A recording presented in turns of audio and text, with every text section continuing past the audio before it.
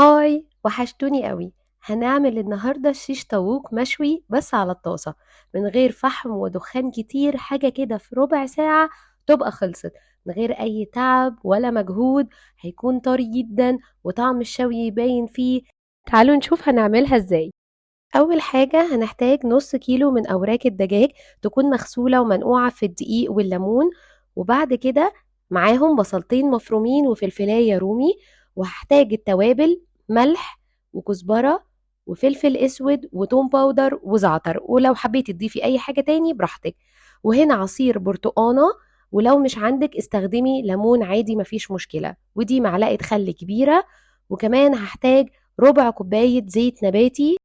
عايزة أقولك أنا لورا، لو أول مرة تشوفيني من فضلك اعملي سبسكرايب للقناة بتاعتي ولايك وشير مع كل أصحابك لو الفيديو عجبك. في بولة هننزل بقى بالبصل المفروم بتاعنا، عليه معلقة الخل وكمان البرتقانة اللي احنا عصرناها وكمان الزيت. وهننزل طبعا بكل التوابل بتاعتنا، ونبتدي نقلب كل ده لحد ما كله يندمج مع بعضه. انا بحب اعمل الشيش طاووق دايما في الصيف لانه خفيف. هتبل بقى الوراك عندي، ممكن تتبليهم 4 ساعات بيبقى كفاية جدا انك تشتغلي بيه على طول. وطبعا لو تبلتيه من بالليل للصبح هيبقى احلى. وممكن تشيليه في التتبيلة كده في الفريزر لما تكوني مستعجلة. هنا بقى هسخن عندي طاسة ما تكونش بتلزق، وهسخنها كويس جدا.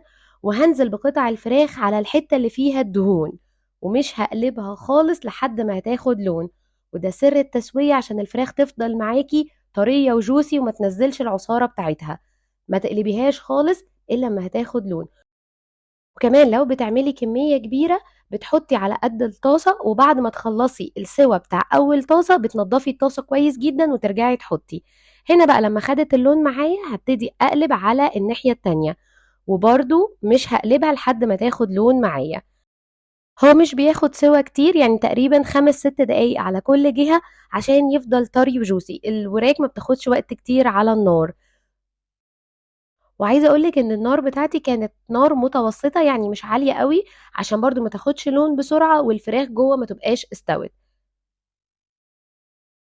بعد هنا بقى ما خدت اللون اللي انا عايزاه، خلاص كده هي كده استوت معايا. هنعمل بقى التركة كلها: هنحط فحماية ونحط عليها اي مادة دهنية ونقفل عليها، وكده هتاخد طعم الشوي بالظبط، من غير بقى مجهود ولا دخان كتير ولا نولع شواية. وبرضو ممكن تعتمدي الطريقة دي لو حبيتي تحطيه على شواية، هي نفس التتبيلة. بصوا شكله حلو ازاي، طري جدا، سواه مظبوط، شكله كأنه مشوي على الفحم مش على الطاسة. طريقته سهلة جدا. ممكن تحطيه كمان مع رز بسمتي، ممكن تعمليه مكرونة، ممكن تعمليه في سندوتشات مع كاتشب ومايونيز للولاد في التمارين. حاجة سهلة خفيفة، مناسبة جدا للجو الصيف والحر. الواحد بيبقى زهقان ومش عايز يقف في المطبخ كتير، ولا كمان نفسه ياكل حاجة تقيلة. عايزة اقول لكم الفراخ كانت مستوية كويس جدا، طرية، التتبيلة واصلة لكل حتة فيها. بجد كانت حلوة قوي. جربوها وعلى ضمانتي.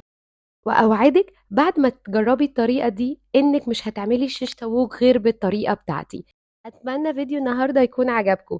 بجد سهل وبسيط، وعايزه اقول لكم فعلا طعم الشيش طاووق كان يجنن. بشكركم على دعمكم ليا وتفاعلكم معايا، والقناه بتكبر بيكم.